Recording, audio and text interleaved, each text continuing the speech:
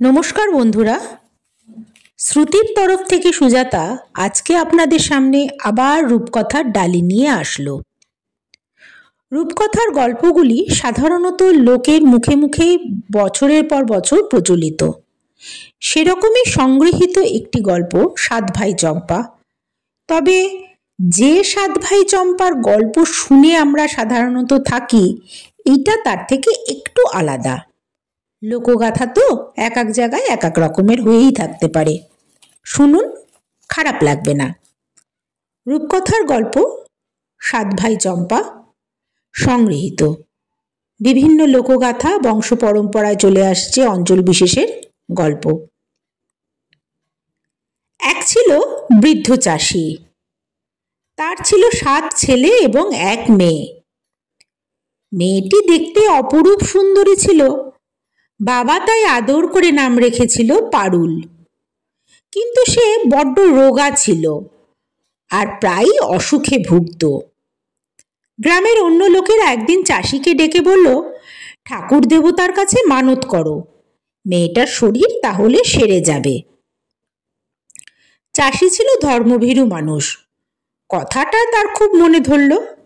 সে বাড়িতে বেশ ভক্তি করে পুজো করলো। তারপর একদিন ঠিক করলো পুরুত ঠাকুরকে ডেকে ওকে দীক্ষা দেবে। গ্রামের সকলে চাষির বুদ্ধির বেশ তারিফ করলো। দীক্ষা দেবার দিন বেশ কয়েকজন লোক এলো চাষির বাড়িতে। চাষি তাই বড় ছেলেকে পাঠালো ঝর্ণা থেকে জল আনতে। দাদার দেখা দেখি অন্য ভাইয়েরাও পিছন পিছন ছুটলো। ঝর্ণার কাছে গিয়ে 7 জন খুব মজা করলো। এ ওর গায়ে জল দেয় তো ও ওর গায়ে। এই করতে করতে বেশ দেরি হয়ে গেল। হঠাৎ বাড়িতে উৎসবের কথাটা মনে পড়তে 7 ভাই জল নিয়ে ছুটতে লাগলো। আর শেষ পর্যন্ত হলো কি, হুটোপাটি করতে গিয়ে বাড়ির কাছাকাছি এসে সব জল পড়ে গেল মাটিতে। ওদিকে আসতে দেরি দেখে চাষি তো রেগে আগুন। 7টা ছেলে জল আনতে গেছে, একজনও এসে পৌঁছলো না।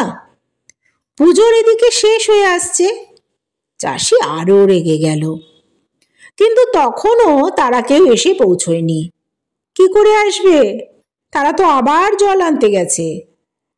চাষি তাই রাগ সামলাতে না পেরে অভিশাপ দিয়ে বলল, তোদের আর কাউকে আনতে হবে না, তোরা দাঁড়কাক হয়ে উড়ে যা। যা বলা সঙ্গে সঙ্গে তাই হয়ে গেল। শেষ পর্যন্ত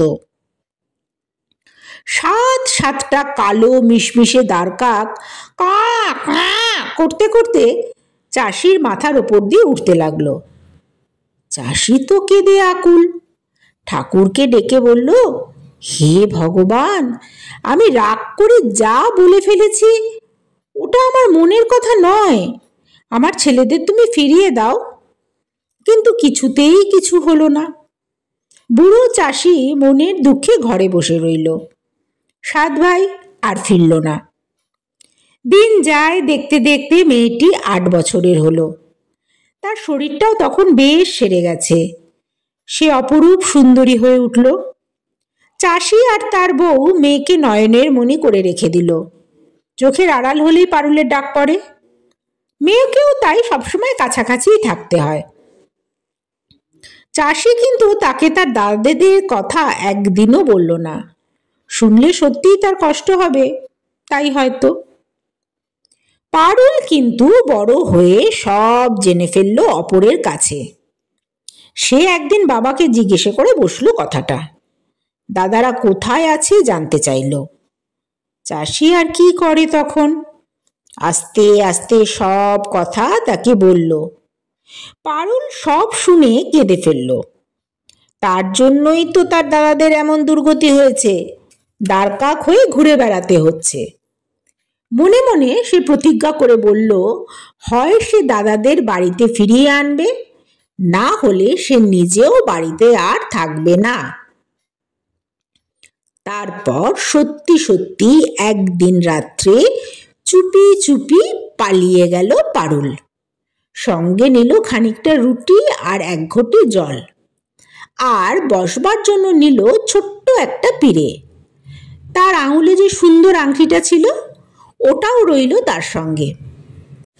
দিনের পর দিন যায়, ছোট্ট মেয়ে পারুল হাঁটতে হাঁটতে কত দেশ কত নগর পেরিয়ে গেল। দেখতে দেখতে সে পৃথিবীর একেবারে শেষ প্রান্তে এসে পৌঁছালো। এখান থেকে একবার সূর্যের দেশে গেল, কিন্তু ভীষণ গরম বলে সেখান থেকে পালিয়ে গেল। তারপর গেল চন্দ্রের দেশে, কিন্তু সেখানে আবার ভীষণ ঠান্ডা। তারপরে গিয়ে পৌঁছালো তারাদের রাজত্বে।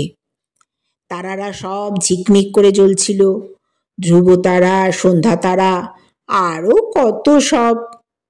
পারুলকে দেখে তারাদের খুব ভালো লাগলো, ওর সঙ্গে তাদের বেশ ভাব হয়ে গেল। এতদিন পরে ওরা একটা গল্প করবার মতন লোক পেয়েছে। গল্প তো আর ফুরোই না। পারুল তার নিজের সব কথাও বলল তারাদের। তারাদের মধ্যে একজন পারুলের 7 দাদার সব খবর জানত। সে তাকে বলে দিল তার দাদারা কোথায় আছে।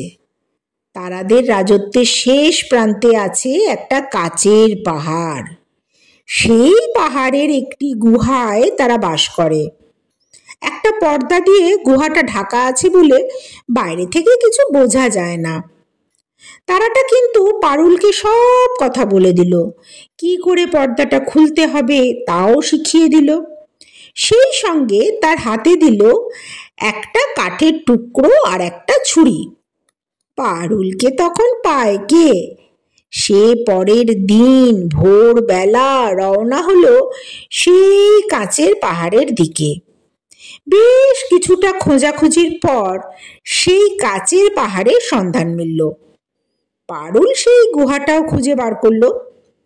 গুহার সামনে যে পর্দাটা ঝুলছিল, পারুল সেটাতে কাঠের টুকরোটা ঠেকাতেই সেটা সরে গেল, আর দরজাটাও খুলে গেল ছুরিটা ঠেকাতেই। এবার পারুল সাহস করে ভেতরে ঢুকে পড়ল। যেই না ভেতরে ঢোকা, অমনি একটা বাঁটুল কোথা থেকে ছুটে এসে খ্যাক খ্যাক করে উঠল পারুলকে। তারপর কর্কশভাবে জিজ্ঞাসা করলো, এখানে কাকে খুঁজতে এসেছ? পারুল বলল, আমি আমার দাদাদের নিতে এসেছি। কে তুমি? তোমার দাদারা কোথায় থাকে? বাঁটুল জিজ্ঞাসা করলো। পারুল সব কথা তাকে বলল। দুঃখে তার 2 চোখ দিয়ে সমানে জল গড়াচ্ছিল। বাঁটুল একটু নরম হয়ে বলল, ঠিক আছে, তুমি ভেতরে এসো। তোমার দাদারা তো দিনের বেলা এখানে থাকে না, তাদের আস্তে আস্তে সন্ধ্যা হয়ে যাবে। পারুল ভেতরে গিয়ে অপেক্ষা করতে লাগলো। সন্ধে হওয়ার একটু আগে বাঁটুল ছোট ছোট 7টা ডিশে খাবার সাজালো, 7টা ছোট ছোট গ্লাসে জল রাখলো। পারুল করলো কি, লুকিয়ে লুকিয়ে সব ডিশ থেকে একটু করে খাবার আর গ্লাস থেকে একটু করে জল খেয়ে নিল, আর সব শেষের গ্লাসের মধ্যে ডুবিয়ে রাখলো তার আংটিটা। সন্ধে হতেই আকাশে ডানার ঝটপট আওয়াজ শোনা গেল। পারুলকে ডেকে বাঁটুল বলল, ওই তোমার দাদারা আসছে। আনন্দে পারুল অমনি টুক করে দরজার আড়ালে লুকিয়ে পড়ল। 7টা দ্বারকা ঘরে ঢুকেই খেতে বসে গেল। কিন্তু খেতে বসেই তারা বুঝতে পারল তাদের খাবার ও জল থেকে নিশ্চয়ই কেউ খেয়েছে। গন্ধ শুকে তো মনে হচ্ছে কোনো মানুষ। আর ঠিক সেই সময়ই বড় ভাই তার গ্লাসের জলে পারুলের আংটিটা দেখতে পেয়ে চেঁচিয়ে উঠল, নিশ্চয়ই আমাদের ছোট বোনটি এসেছে, ওই তো তার আঙুলের সেই আংটিটা। ওরা 7 জনেই আনন্দে চিৎকার করে উঠল। পারুল কি আর লুকিয়ে থাকতে পারে? সেও ছুটে এসে দাদাদের জড়িয়ে ধরল। আর কি আশ্চর্য, ঠিক সেই মুহূর্তেই দাঁড়কাকগুলো আবার মানুষের রূপ ফিরে পেল। ছোট বোনের হাতের ছোঁয়া পেয়ে তাদের যে অভিশাপ ছিল সেটাও কেটে গেল। 7 ভাই চম্পা আর বোন পারুল তো আনন্দে আত্মহারা। দাদাদের কোলে চেপে সে বাড়ি ফিরে এলো। বুড়ো বাবা মা সকলকে পেয়ে তো ভীষণ খুশি। ওদের বাড়িতে আনন্দের তুফান উঠল। শেষ হলো। সংগৃহীত লোকগাথা সাত ভাই চম্পা, যেটা আমরা শুনে থাকি সেই গল্প থেকে একটু আলাদা, কিন্তু খুব সুন্দর ভাই বোনের চিরন্তন ভালোবাসার গল্প। কেমন লাগলো অবশ্যই কমেন্ট করে জানাবেন।